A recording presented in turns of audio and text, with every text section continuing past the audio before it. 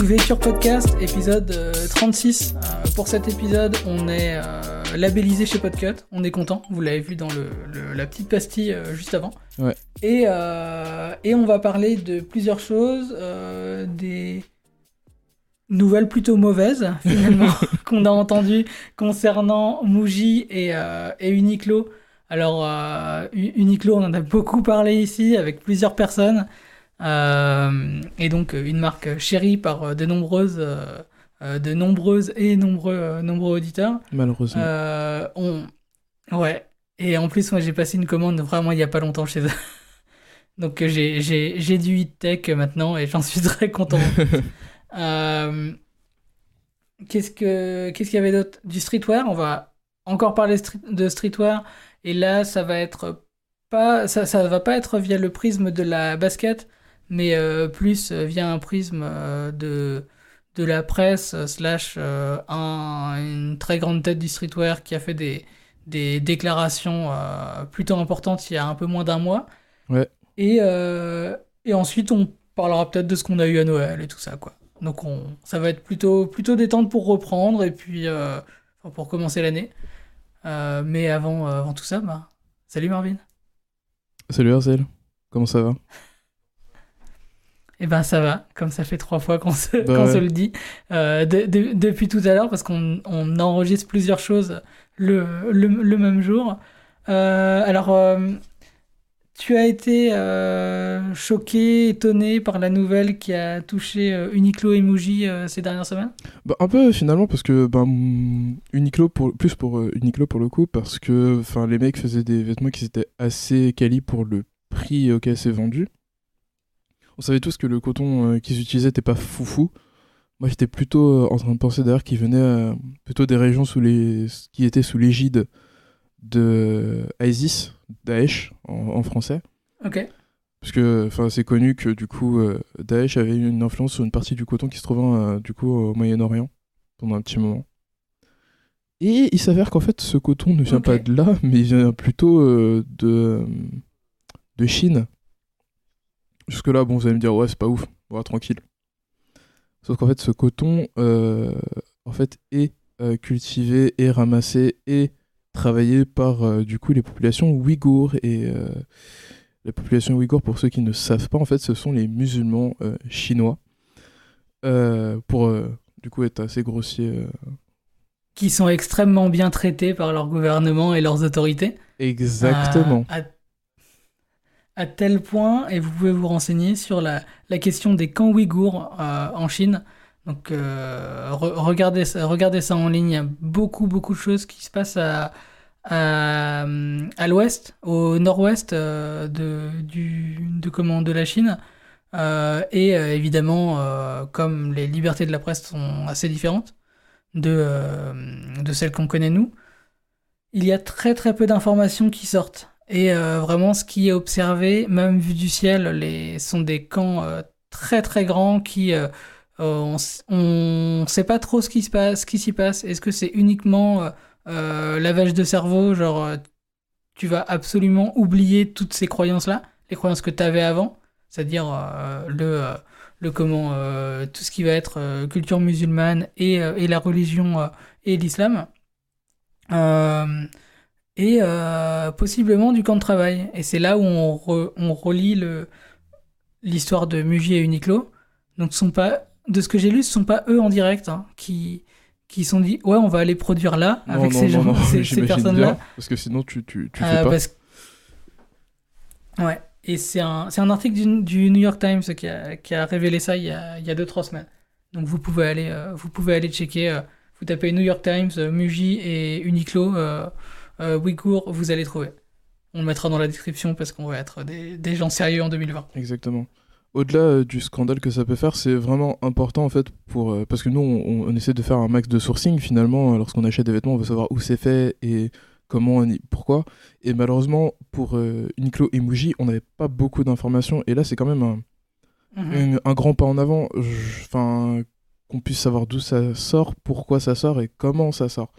Donc surtout qu'on sait que du coup vous, nos auditeurs, êtes friands d'Uniqlo et de Muji pour en avoir parlé avec certains d'entre vous. Donc, C'est vrai, c'est vrai. un grand sage dirait, ça fait réfléchir. Mais c'est vrai que ça amène une autre question et j'entendais sur l'écologie pardon, je recommence. J'entendais sur l'écologie une approche qui parlait de charge morale, donc de charge morale écologique, quoi. Je trouve que c'est celle qu'on va pouvoir développer et qu'on a développé pas mal dans ce podcast-là aussi en se disant on n'achète pas sans savoir d'où ça sort.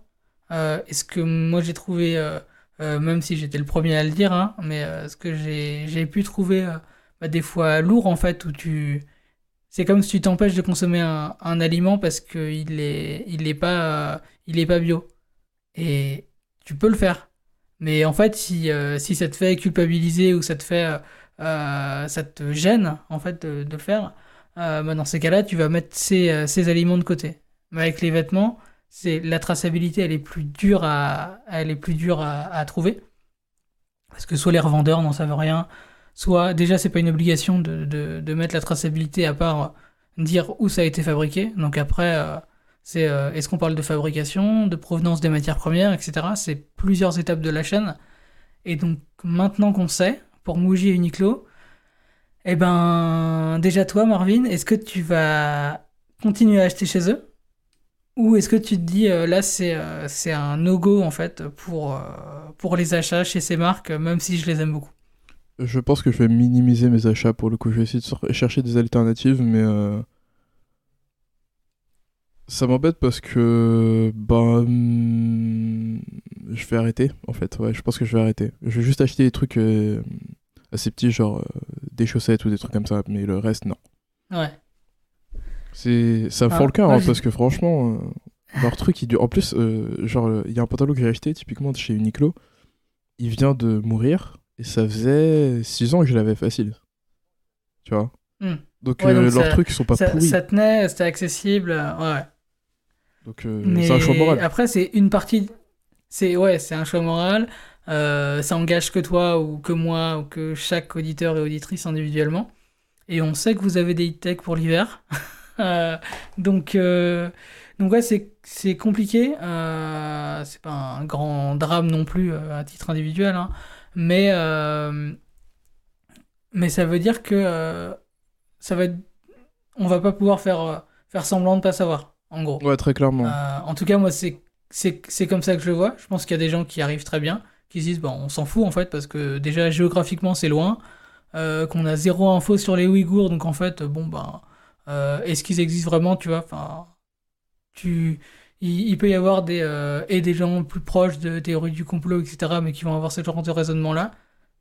Des gens Saint Thomas, je crois que ce que je vois, donc en Ouais. fait, là, je l'ai pas vu, donc je continue à acheter Uniqlo en fait. Mais j'ai hâte de voir l'impact sur leur comment sur leur vente, si c'est communiqué ou Ça aura pas pas, ou même sur d'impact. leur image, parce que ça va être Ça aura pas d'impact. C'est je, obligé, ça n'a je, pas d'impact.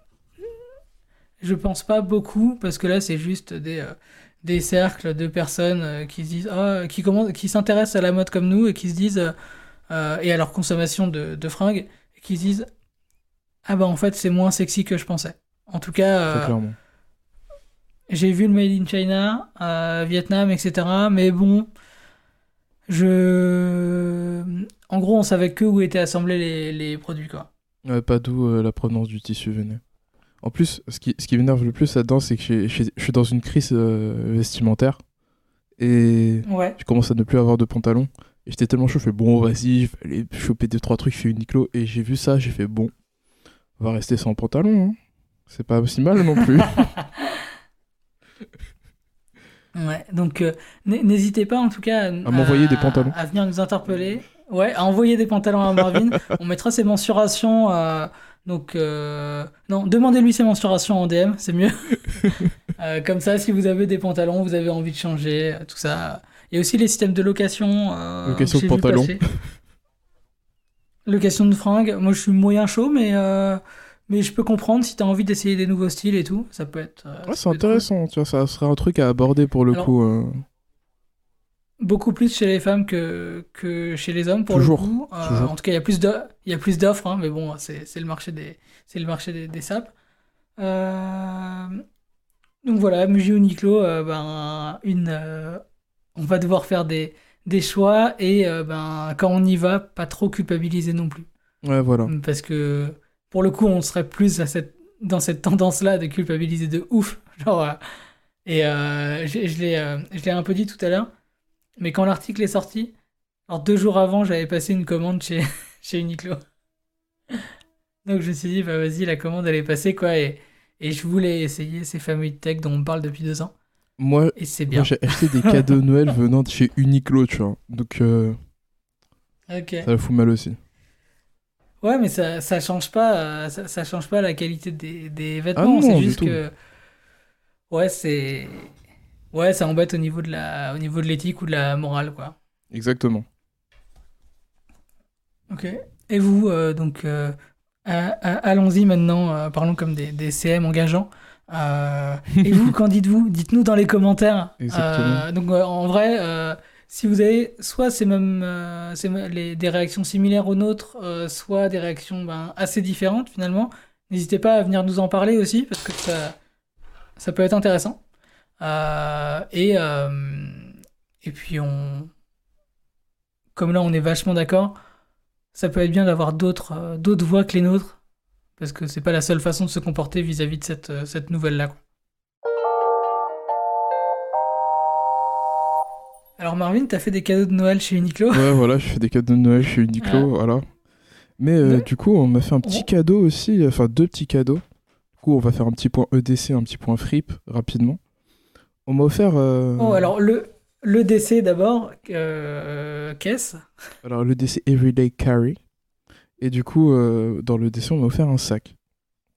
Un merveilleux sac hydrophobe, déjà. Donc Mhm. imperméable. Avec un seul système de fermeture, du coup mécanique, avec un zip sur le côté et une petite poche devant. Un sac qui a été fait par du coup Yukon Acrobatics. Et franchement, il est pas mal du tout. Il fait assez pro. En plus, il a un roll top. C'est-à-dire, en fait, vous pouvez rouler le haut du sac pour ensuite pouvoir le fermer plus facilement. Et le rouler Ouais, du coup. À l'intérieur, il y a une poche pour PC, trois poches intérieures et assez d'espace. Et au pire, du coup, vous pouvez dérouler le roll top pour mettre plein de trucs. Du coup, j'ai mis mon ordinateur, des micros, des casques, ma Switch et plein d'autres choses. Et c'est passé quand même. C'est assez confortable sur le dos. Seul défaut, je pense, ce serait du coup le système de réglage des lanières. Mais ouais. autrement, non, très bon sac. Très très bon sac. Et j'ai moins l'air d'un écolier en me baladant partout, quoi. Donc je suis assez content. T'avais quoi comme sac avant? J'avais un Dakin qu'on m'avait offert lors du Red Bull Comité. En fait, mes deux autres sacs, c'était deux Dakin qu'on m'avait offert pendant le Red Bull Comité, pour ceux qui savent pas, c'est une compète de jeux de combat sur Street Fighter V. Et du coup, ils offraient ça. Du coup, j'ai pas acheté de sac pendant au moins 4 5 ans. Et- Ah, mais oui, je vois, c'est le sac gris que ouais, t'avais. le gris, et du coup, j'en ai un bleu, rouge et gris aussi. Et pour le coup, celui-là, Eh il vient un point bien, nommé, du coup, parce que il fait déjà un peu plus pro. Et je l'aime bien, en fait. Il est mignon, il me donne accès à des trucs un peu plus rapidement, tout en gardant les avantages du sac que j'avais précédemment. Que demande le peuple? ok. Donc ça c'était le premier cadeau que Ouais. tu as reçu en tout cas. C'est vrai que, enfin, moi je vois depuis quelques années qu'il y a quand même une certaine hype au niveau des sacs, euh, qui est très urbaine aussi et qui correspond à ce mode de vie-là. C'est-à-dire que moi j'utilise souvent la voiture. J'ai toujours un sac, mais en ce moment le sac que j'ai, ça va être un tote bag. Un tote bag de chez Reigns, évidemment, parce que j'ai acheté beaucoup de choses chez eux. Euh, Comme ça, il est hydrophobe aussi. Euh, Ah. et, euh, et en fait, c'est plus. Je vais m'en servir pour trimballer mon ordinateur, un carnet de notes et un petit parapluie. Et donc, pouvoir faire des petites courses de temps à autre. Mais il va de chez moi à ma voiture, à les quelques centaines de mètres, 1 ou 2 kilomètres au max que je vais faire. Et après, je vais le reposer. Donc, je vais pas avoir besoin d'un soutien plus fort au niveau du dos et tout ça. Alors que toi, pour le coup, et en plus, c'est toujours, à l'heure où on enregistre, les grèves battent toujours son plein à Paris. Alors, la grève Là, a des tu dois marcher point de grève. ouf. On va mettre un petit jingle de la SNCF. La la la la. Et je le garde. Oh, je le garde, c'est mort. Mais non, les grèves des amplistes, mais effectivement, étant donné qu'on prend souvent les transports, on veut un truc qui soit assez pratique et assez rapide pour récupérer des trucs en fait dans son sac. Je sais pas, tu prends ta Switch, tu joues dans le métro, dans le train, tu vas pouvoir la remettre super vite et pas ouvrir un sac, ouvrir un zip, que ce soit chiant, tu vois. Donc fatalement, c'est vrai que c'est beaucoup de considérations urbaines. Moi, si disons, je me déplaçais plus en voiture, je pense que je me limiterais à avoir, tu sais, les bananes, quoi, tu vois. Une petite banane et c'est tout. Ouais. Ça me suffirait. Et tu vois, un exemple, c'est tout con. J'ai un chargeur qui bouge pas de la voiture. Et les trajets que je fais le plus sont des trajets de une demi-heure ou une heure. Genre vraiment, au minimum, c'est une demi-heure. Tu vois. Ceux que je vais vraiment faire le plus, et 2-3 fois par semaine, je fais des trajets d'une heure pour aller bosser. Ouais.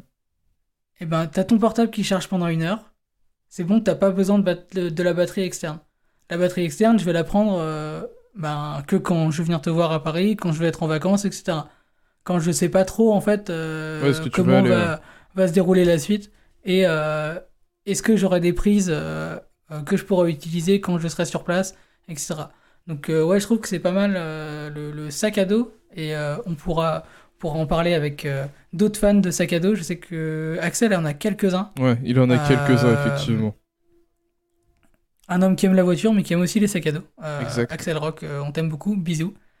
Euh, et donc ouais, je trouve que ça correspond pas mal à un train de vie urbain où on a besoin d'avoir un max de trucs sur soi.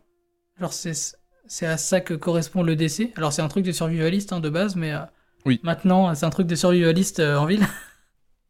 urbain. Et ouais. Donc bon, t'as pas des barres de protéines et des trucs, mais en tout cas, c'est de quoi t'as besoin si jamais tu restes un peu plus longtemps, etc. Exact. Mais pour le coup, pour revenir rapidement à mon sac, bah je l'aime, voilà, tout simplement. Parfait. Voilà. Et on m'a offert un deuxième truc, sur lequel je vais passer assez rapidement, parce que vous comprendrez pourquoi par la suite. On m'a offert une polaire slash chemise, du coup réversible, qui ressemble à une chemise de bûcheron. Et ce truc, je le porte Ok. tout le temps. Parce qu'en fait, ça tient assez chaud. Mais ça tient pas trop chaud lorsque, par exemple, les températures remontent un peu. Donc c'est un peu, comment dire, versatile. Je peux mettre un t-shirt en dessous et le porter par-dessus, j'aurai pas froid. Et si je veux rajouter, par exemple, un sweat en dessous de ce truc, ça passe aussi. Donc, merci le C'est bro. une surchemise? Ouais, c'est un truc surchemise à un polaire. Ah, c'est marrant. Ma copine en a chopé une dans un magasin de seconde main il y a pas longtemps et qui est très bien. Donc voilà, acheter des surchemises en polaire, c'est chouette. Ouais, voilà. Et toi, Arzel, du coup, ce Noël, que t'a-t-il apporté? Alors, en termes de vêtements, pas grand-chose à part un manteau.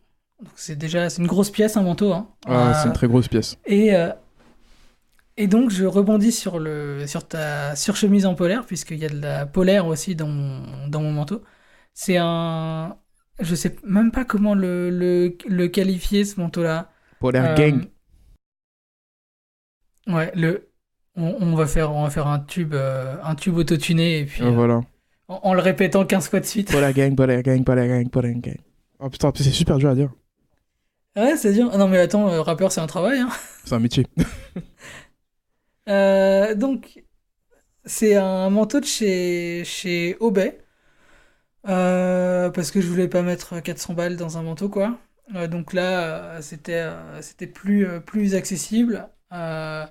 Et je sais pas si tu vois, c'est un manteau, il y a quatre grosses poches sur le devant. Donc une au niveau de chaque poitrine et une poche à main au niveau du ventre plus. Je T'en as une crois de chaque côté, voir. quoi. Je crois voir, ouais. Elle me dit quelque chose, cette veste. Donc ça fait très... c'est comme un duffel coat sans le côté, sans les boutons du duffel coat, en gros, pour vraiment faire simple. Ouais, les trucs qui sont censés être en Et corne et c'est... tout, là, ouais. Ouais. Donc c'est au niveau coupe, c'est un peu ça.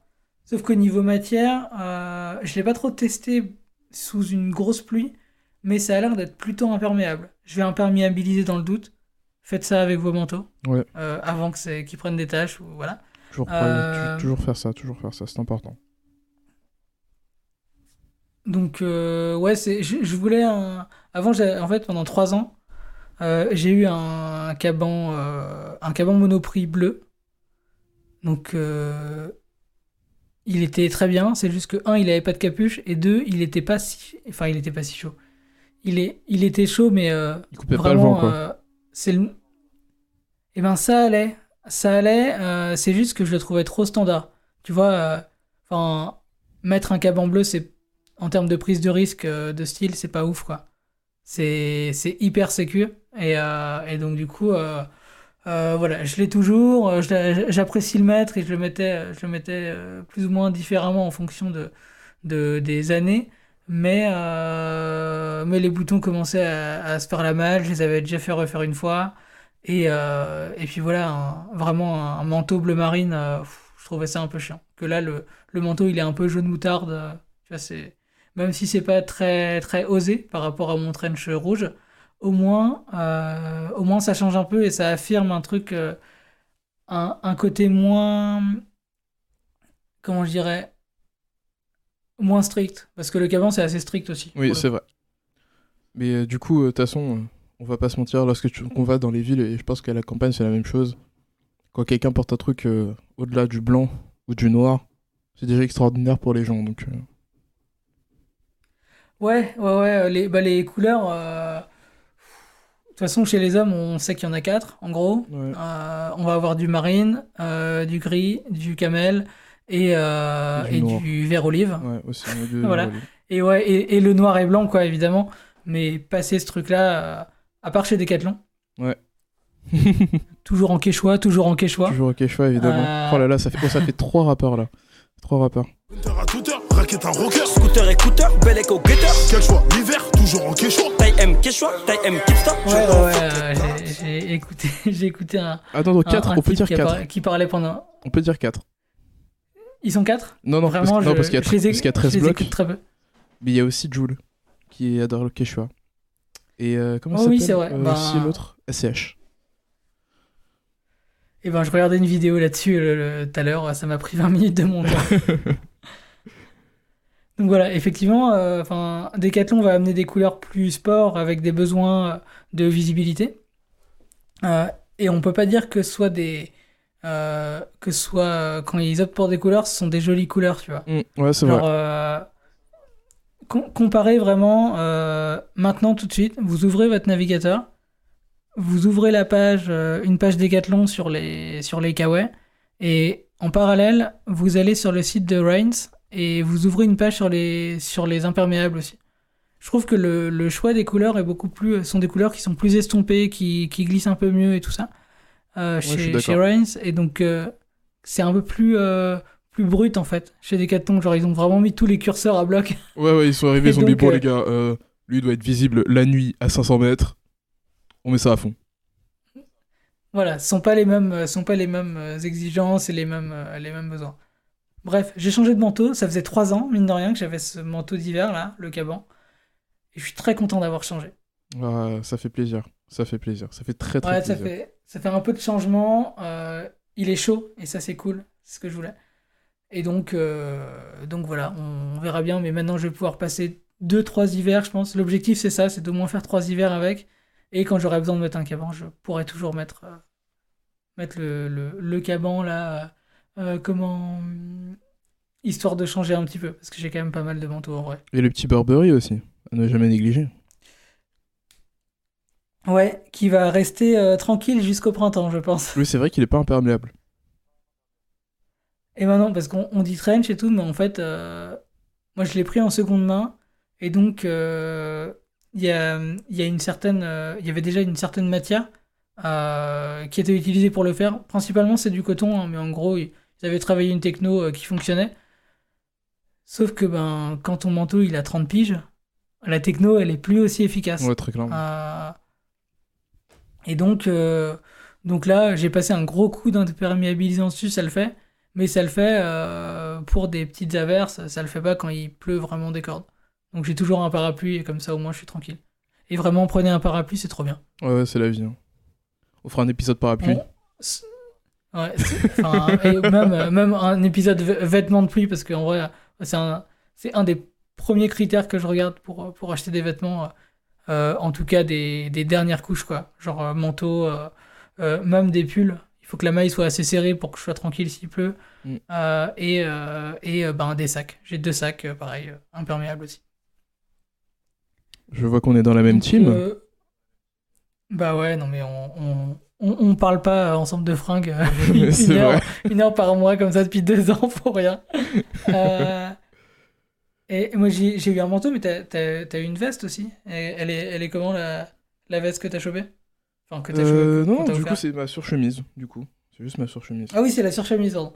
J'avais noté veste sur mes notes. Voilà, Je je suis vous, pas je vous sérieux. mettrai une photo de moi tout content avec ma veste sur Insta de Vétua. Et bah très bien, Audacieux, parfait. audacieux. Mais il faut se mouiller. Voilà, faites pleuvoir les likes évidemment. Il faut se mouiller, c'est important.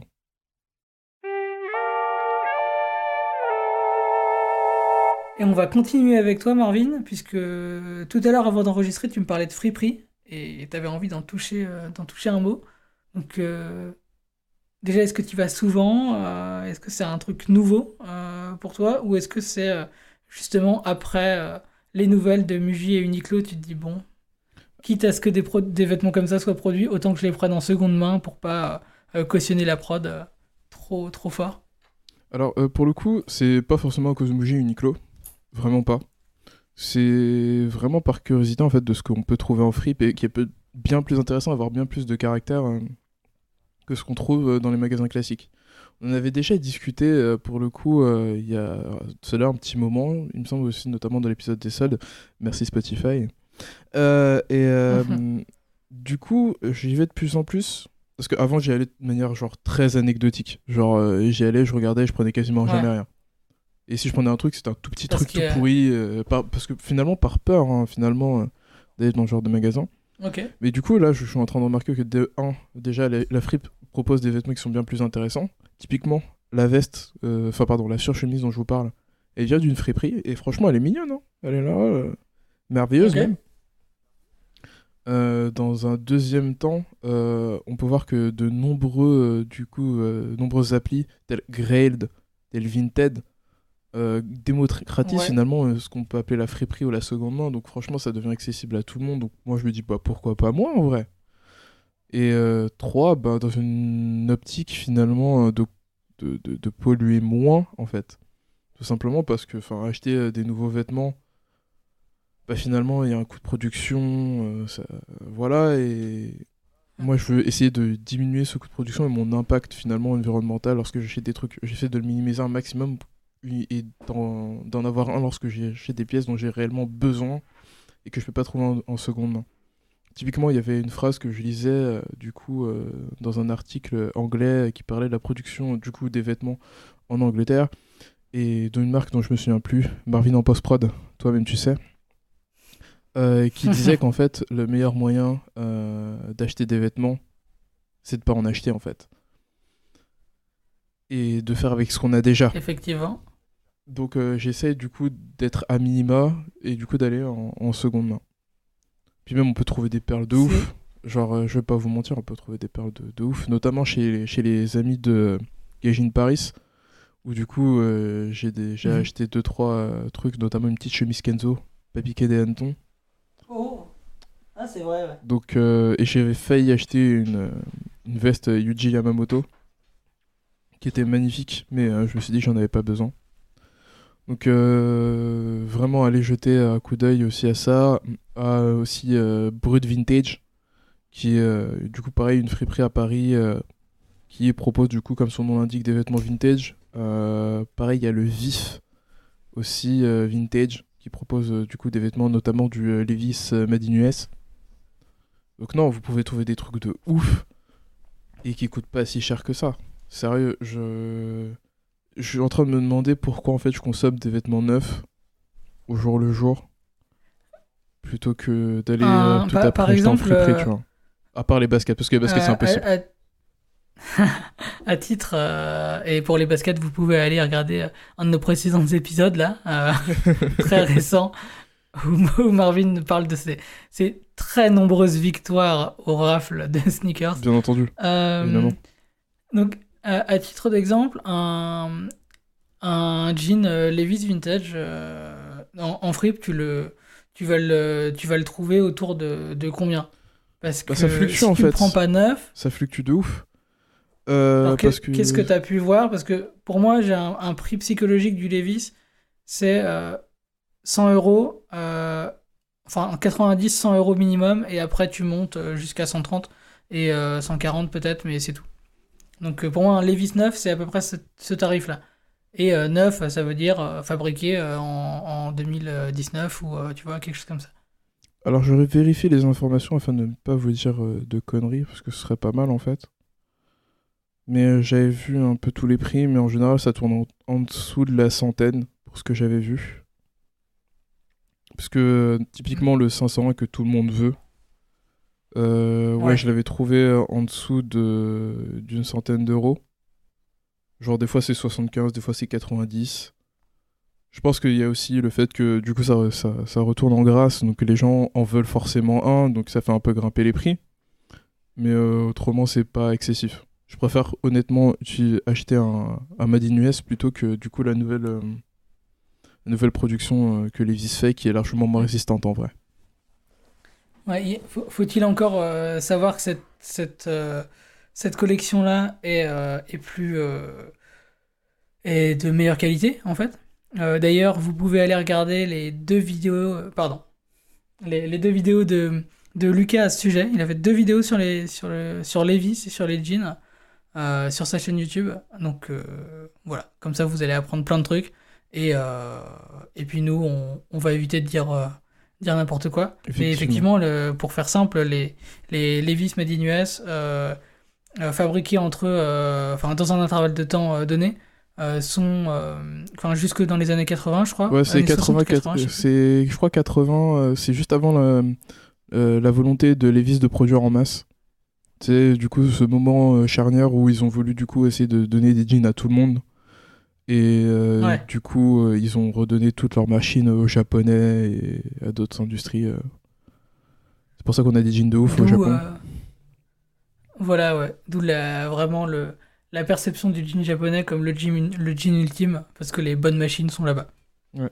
Mais je pense que pour le coup, pour revenir un peu plus de manière générale à la friperie, c'est vraiment les gars de Gaijin Paris qui m'ont fait prendre conscience que finalement la fripe c'était quelque chose d'accessible à tout le monde, qu'on pouvait trouver des pièces de malade mental et qu'on n'était pas obligé de casser son budget comme un fou pour pouvoir trouver des trucs intéressants.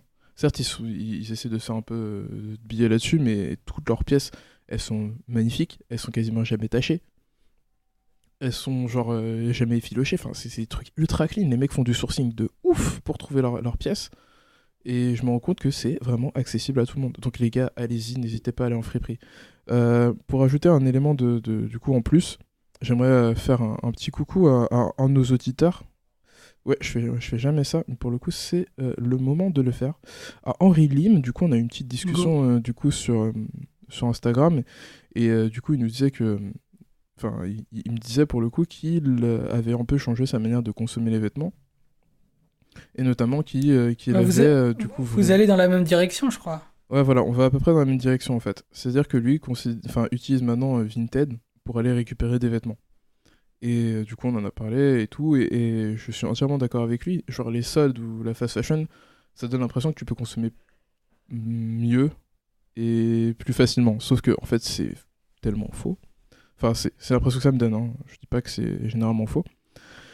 Mais du coup, lui, ça lui a enlevé son côté de « Ok, j'achète des trucs en fast fashion et tout ». Maintenant, lui a tendance à aller plutôt sur Vinted ou dans des friperies, notamment Vinted, en fait. Pour le coup, désolé, Henri, pour ma méprise. Et du coup, il est un peu plus compulsif sur Vinted, mais je me dis que, quitte à être un peu plus compulsif sur Vinted, c'est des vêtements déjà utilisés, donc au pire, tu leur donnes une seconde vie. Si t'en veux pas, tu les passes à quelqu'un ou tu les revends par la suite. Donc pour moi, vraiment, je suis entièrement d'accord avec lui. Vinted, c'est le futur. Voilà, tout simplement. En tout cas, ça y est, il est parti. Il a sauté par la fenêtre. C'est la fin. Euh, ouais, je trouve que c'est une bonne solution. Moi, j'ai vraiment du mal à m'y mettre. J'achète peu et auprès de marques que je connais et tout ça. Mais, euh, mais en fait, il y a un coût dont on ne parle pas dans ces démarches-là. Le temps. C'est vraiment le. Ouais, c'est un coût de temps et d'énergie à aller trouver un truc. En fait, tu sais pas ce que tu vas trouver exactement. Donc, en gros, et maintenant je commence à le faire, je sais. Tu vois, j'ai trouvé des gants il y a pas longtemps. Ouais. Et ça faisait 2 ans que je cherchais des gants. Ah Tu vois, ouais. enfin, c'est pas le même rapport parce que je voulais pas des gants en peau, ça me saoulait, je trouvais pas ça beau et tout ça. Et résultat, je les ai mis 3 4 fois parce que quand il faisait vraiment froid, mais j'en ai pas eu autre besoin. Et je suis allé chez les femmes et j'ai trouvé des trucs vachement mieux que chez les mecs pour le coup. Et dans une boutique à côté de chez moi en plus quoi. Même si ils vendaient du fabriqué en Chine, tu vois. Ça c'est le seul point relou. Mais voilà, pour se dire ce rapport au temps là et à ce dont tu as besoin ou ce dont tu as envie. Parce que c'est pas forcément du besoin de ouf. En vrai, j'aurais pu me passer de ces gants. J'aurais pu me passer d'un nouveau manteau à Noël. C'est à un moment, t'assumes l'envie ou pas. Et donc là, ces envies-là, ça peut être bien de les lister, que ce soit de manière factuelle ou de les avoir en tête pour te dire, quand tu vas en friperie, je vais aller chercher ce genre de truc. Parce que sinon, tu vas errer un peu dans les rayons, dans les bacs, et jamais rien trouver, quoi. Bah, c'est ce qui m'arrive Ça te demande de travailler quand C'est même. ce qui m'arrive parfois, mais en vrai, je trouve toujours un truc qui me plaît et finalement, je fais bon, j'ai eu raison d'aller traîner dans ce petit bac-là ou de cet Hmm. petit endroit-là pour trouver le petit truc qui va bien, quoi. Après, t'as peut-être assez de basique aussi, non? Enfin, Bah, c'est pas ça justement où t'es, enfin, de basique et tu vois, là, si, enfin, toi ou moi, on va acheter des vêtements, c'est pas parce que on est en train de refaire une garde-robe. ah non, du tout, du tout. Moi, je suis plutôt dans J'ai, l'optique du coup, de compléter. En vrai, donc parce que ça dépend t'as totalement à raison. quel stade t'es arrivé et à quel point t'es satisfait de ce que t'as déjà. Parce que si, admettons, tu vas perdre beaucoup de poids, t'as toute une garde-robe à refaire, parce que même ta silhouette a changé et tout ça, ou t'as envie de changer de style, là, commencer en fripe, c'est chaud. Parce Ouais. que il y a une variable aléatoire qui est vraiment forte, pour le coup. Ouais, non, mais t'as entièrement raison. Donc, c'est pas forcément applicable à tous les, comment dire, tous les modes de, entre guillemets, consommation. Si t'es dans l'optique, effectivement, de refaire une garde-robe entière après une grosse perte de poids, il faut que Mais tu c'est aies une pas. semaine, tu vois, genre facile pour pouvoir refaire ta Hmm. garde-robe et que tu prennes du temps. Et en vrai, il te faudra principalement de la patience. Après, effectivement, dans l'optique de Ouais, compléter de une ouf. garde-robe avec un petit, je sais pas, une petite veste de marin ou un petit pantalon un peu chino ou un truc comme ça, tu trouveras bien plus ton bonheur dans les friperies. Donc oui, effectivement, c'est pas applicable à tout le monde. Mais bon. Par contre, je me dis, les friperies, au bout d'un moment, et vraiment, je suis pas anti-friperie, j'adore le principe. C'est juste que j'ai rarement trouvé des choses parce que j'ai un petit gabarit et que du coup, Oui, effectivement, ça t'as devient compliqué. t'as moins d'offres. Mais par contre, je me dis aussi que, tu vois, est-ce que c'est quelque chose qui va durer? Et quand je dis durer, c'est dans 30 ans. C'est pas genre dans 2 ans, il y aura toujours des fripes, voire ce sera encore plus développé. Mais dans 30 ans, les vêtements vintage c'est 20 ans, Mhm. hein, donc c'est les vêtements qui ont plus de 20 ans. Ouais. Donc dans 30 ans, les vêtements qui auront plus de 20 ans, ils seront peut-être des vêtements de fast fashion. Il y a vraiment, comme le budget de textile a baissé chez les ménages entre les années 80 et maintenant, de 11% à 3%. Et ouais, on cite des chiffres chez Vêture, on n'a pas peur. Et on n'a pas le temps, Euh, donc statistiques, tout ça. on a recherché, hein, on est sérieux. Et donc, en fait, comme ces budgets-là sont en chute libre depuis les années 80, et que de l'autre côté, depuis les années 80, il y a la fast fashion qui est née, et qui produit genre de ouf, qui t'a cramé des stocks, on vous voit. Et ben dans ce cas, qu'est-ce qu'on va retrouver en fripe dans 30 piges, tu vois? Moi, je pense que de toute façon, on pourra pas retrouver ce genre de vêtements en fripe pour la simple et bonne raison que les gens qui tiennent les friperies enfin, les bonnes friperies en tout cas, hein, ont tendance à énormément trier ce qu'ils ramènent. Donc, pour citer un exemple que je connais un peu mieux que les autres, Gaijin Paris. Déjà, les mecs vont au Japon pour récupérer les vêtements. Ensuite, ils regardent, ils sélectionnent, ils prennent leur temps, ils font pas ça à la va-vite. Ensuite, il y a même des vêtements qu'ils prennent, qui sont abîmés, qui refont après coup, donc qui custom et tout. Donc, quand je vois leur exemple et le temps qu'ils prennent et l'investissement que ça demande, je pense que les friperies ne mourront pas en fait. C'est simplement que l'écrémage va être plus difficile, tu vois. C'est-à-dire que tu vas prendre plus de temps pour aller récupérer les vêtements que tu mettrais potentiellement dans ta friperie, quoi. En fait, c'est comme... alors, je sais pas si l'exemple est juste, hein, parce que je l'ai pas réfléchi avant, mais c'est de la curation. Ouais, c'est clairement de la curation. Donc, comme tu vas avoir quelqu'un qui va faire des mixtapes, comme si on était il y a 30 ans, donc la personne, le DJ qui allait faire des mixtapes, il faisait pas un gros boulot de DJing. Par contre, il allait sélectionner les petits qui allaient percer 3 ans après. Il allait aller chercher des trucs intéressants pour le présenter aux autres, quoi. Et ouais, je trouve que ça a l'air d'être la démarche de Gaijin Paris et d'autres fripes dans le style. Et c'est pas on vend des vêtements usagés, en tout cas des vêtements non neufs, parce que ça va forcément coûter moins cher aux consommateurs. On va vous vendre des vêtements effectivement qui sont pas neufs, mais qui sont aussi très cool et très bien conservés. Et surtout qui ont une valeur. Je sais pas si tu te souviens de l'épisode qu'on avait enregistré avec Benoît, mais il disait un truc, c'est que les vêtements de fast fashion finalement n'ont aucune valeur intrinsèque. Tu peux pas les revendre, et c'est surtout que les vêtements ont été bien faits de base, donc ils ont une certaine résistance, donc ils peuvent traverser le temps. Un vêtement de fast fashion, c'est complètement mort. C'est même pas la peine d'y penser. Quand je vois ma crise vestimentaire du pantalon, je me dis que mes vêtements, ils peuvent pas traverser le temps, c'est foutu. Donc voilà. Ouais, c'est clair. Je suis assez content, j'ai des jeans qui ont 3-4 ans là maintenant et qui continuent à tenir.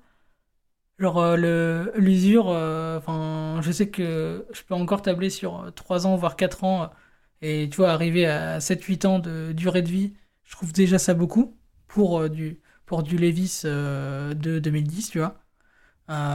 Mais effectivement, je trouve qu'il y a une grosse signification sur le vêtement qui va durer plus de 20 ans.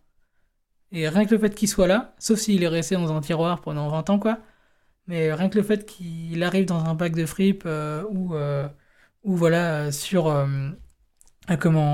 qu'il arrive présenté à nous aujourd'hui, c'est peut-être que en termes de matière, ça va être intéressant, quoi.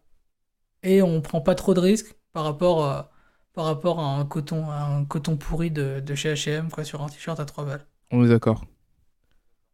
Ah là là là. Mais enfin bref, en tout cas, essayez d'aller dans les fripes et surtout essayez d'aller dans des fripes qui font de la curation, pas des trucs tout pourris que je ne citerai pas, enfin tout pourris, qui font de la fripe en vrac. Vous pouvez trouver votre trésor évidemment, mais c'est beaucoup plus compliqué, il vous faut énormément de patience. Je suis un peu dans ce camp-là, j'ai de la patience, mais pour les nouveaux venus, c'est bien d'aller dans des fripes genre qui sont vraiment organisées et des mecs qui font de la curation pour vous en tout cas.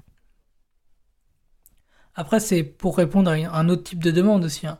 C'est que nous, c'est facile parce qu'avec le podcast, on roule sur l'or. Bien sûr. Mais évidemment, podcast money, tout ça. Mais par contre, effectivement, mais quand t'as zéro thune, bah là, la fripe qui te vend un jean qui est pas coupé de ouf, mais bon, qui va tenir un peu le coup, pas très cher, ça vaut le coup, tu vois. Ah non, bien sûr. Je trouve que ça répond à autre chose, mais effectivement, dans notre contexte, tu vois, c'est plus intéressant d'aller vers de la friperie qui va faire un effort dans la curation. C'est juste que cet effort-là, il va avoir un prix, quoi. Et finalement, tu me parlais de jeans à 70 € ou 80 €, je sais plus. Eh bien, on peut trouver des jeans en fast fashion à moins cher. Voir des jeans, des Levi's en période de solde à moins cher. Ah non, bien sûr. Et là, c'est un vrai choix affirmé de se dire, je vais prendre quelque chose qui a déjà été porté,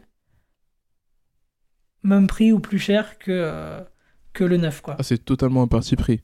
Après, je me demande si l'un ou l'autre va durer plus longtemps, ou est-ce que finalement t'achètes, comme on aime bien le dire, une histoire, finalement. Il y a plein de choses. Mais pour le coup, je suis content de mon début d'aventure dans le monde de la friperie. Je trouve ça très sympa. Parfait. Retrouver Marvin dans toutes les fripes de Paris. Exactement, vous savez, avec un Cherchez- gros sac à dos, tout ça, une épée, un bouclier, et une fée qui me dit dans quelle friperie je dois aller, évidemment. J'allais dire chercher le bonnet jaune, mais Si, t'as le peut-être bonnet plus, jaune. t'as peut-être plus de bonnet jaune. Si. Maintenant, Bon, voilà. j'ai 3 bonnets, je compte en Je- acheter un 4e. Passion bonnet. Il n'y a pas de collection de bonnets comme il y a des collections de sneakers, c'est marrant. Ah, si. J'en commence une. Faut juste que je trouve le bon moment pour me choper ces bonnets, mais c'est un peu plus compliqué. Je suis un peu plus tatillon sur les bonnets que sur les sneakers.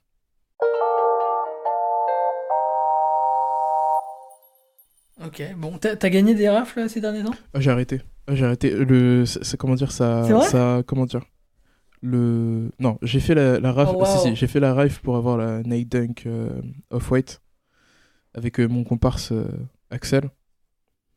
Et malheureusement, on a Ok. perdu tous les deux. Vous avez tous les deux gagné. Voilà, on a perdu tous les deux. Mais j'ai pas réouvert l'appli depuis un petit moment maintenant. Tout simplement parce que. Elle est encore sur ton téléphone? Ouais, elle est encore sur mon téléphone, ouais. Ah ouais, En plus, il y a une- c'est pas terminé, Il y a tu une vois. petite refonte en plus. Pas piqué des hannetons. Que j'aime bien. Amateur du X-Design, allez-y.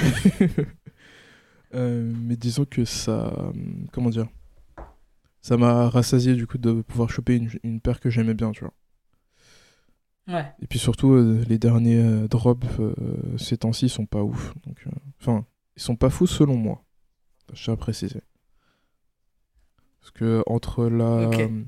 Point rapide sneakers, entre la Nike Off-White Racer Waffle et du coup la Air Max 90, la Rare Espace, la Rare Escape en 2 coloris, ou encore la Jordan 4 Winterized, que je n'affectionne pas trop, la Air Max 720 OBJ et la Jordan 6 Washed Denim. Je suis pas trop fan, donc aucune envie de cop des chaussures en ce moment. Oui. Je trouve le taf sur les noms incroyable. Ouais, on dirait des versions X on dirait des noms de Street Fighter finalement, donc X plus Alpha, Ouais, c'est Ultra, Deluxe, Turbo. c'est assez spécial. Je trouve que il y a la même chose sur les noms de basket qui sortent, parce qu'en plus, j'ai pas l'impression qu'il y ait une certaine logique, à part le nom du modèle, tu vois, et son numéro, mais qu'après, le nom de la paire en tant que telle, donc la série limitée un tel ou un tel, va y avoir un lien avec sa couleur ou ses matières, mais il n'y a pas une logique globale, tu vois, chez la Non, marque. mais pas du tout. J'ai l'impression que c'est, vas-y, affolant. on doit trouver un nom. Et donc, je vais faire un parallèle en faisant le grand écart. Attention, Jean-Claude Van Damme. Ça me fait beaucoup penser, et j'ai tweeté là-dessus il y a pas longtemps, et Jérémy du podcast Tête à Tech m'a baqué sur le point qui était relevé. C'était que donc on a un public gamer dont tu peux faire partie. Ouais. Et donc je trouve il y a un côté très très difficile en fait dans le gaming, en tout cas le pro gaming, tu vois. Il y a une approche, voilà, on va dans la performance, en gros. Ouais. Donc ce qu'on fait, c'est dur.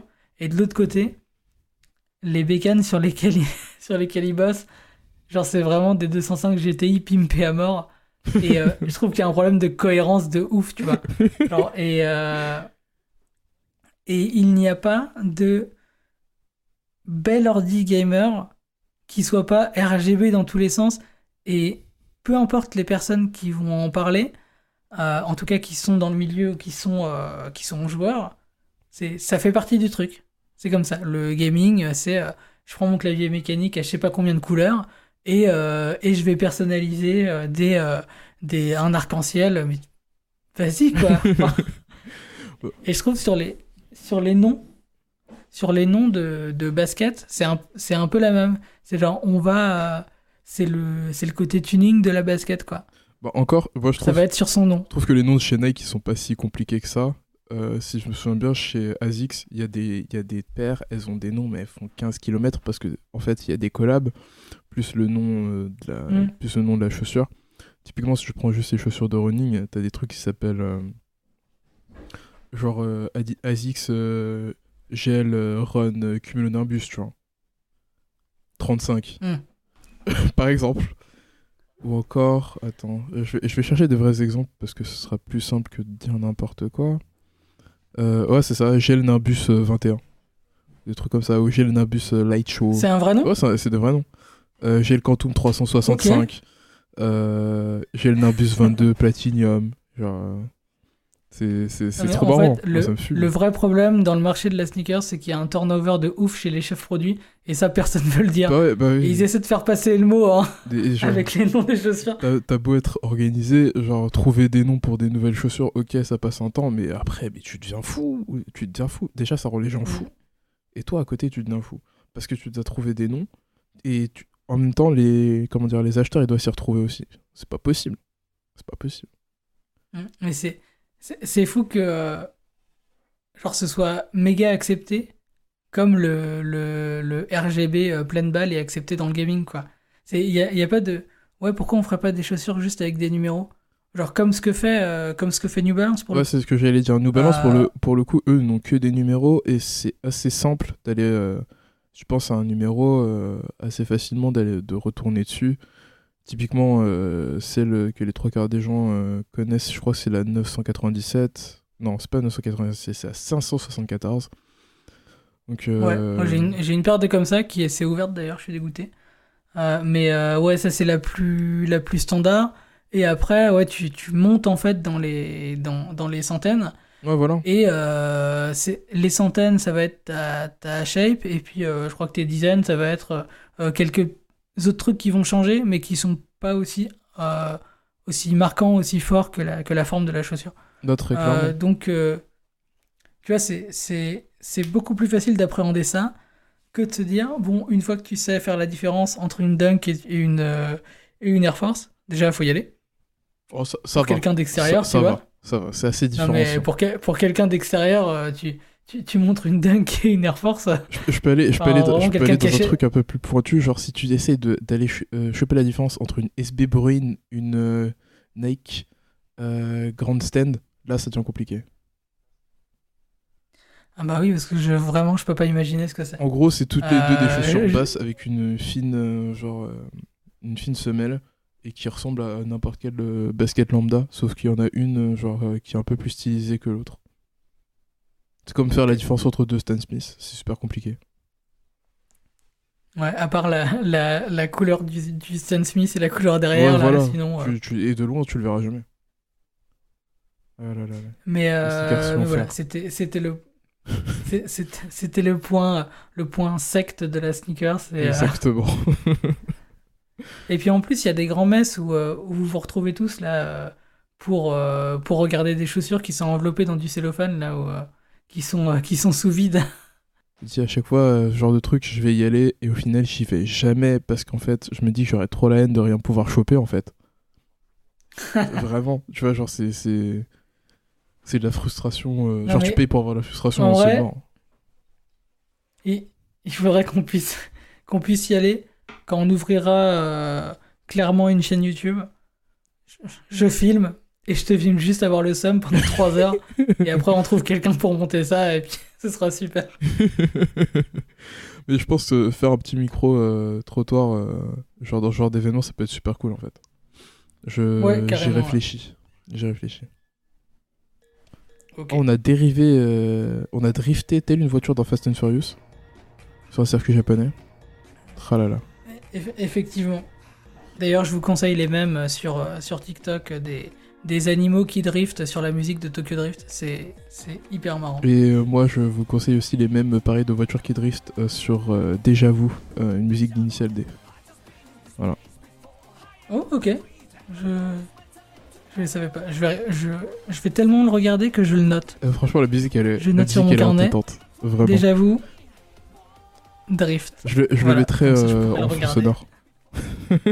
Ok, parfait. Alors, qu'est-ce que nous avons encore Bon, à je pense aborder que- pour le coup? Parce que nous sommes à quand même 55 minutes de podcast. Ouais, c'est ce que j'ai aussi. Donc, ce qu'on va faire, c'est qu'on va.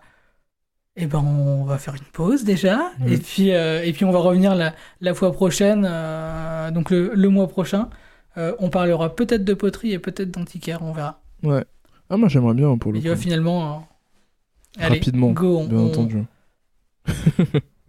Ouais, on prendra une bonne heure. Évidemment. Écoutez, eh bien, à la prochaine. Et puis salut. Ouais, passez. Ciao.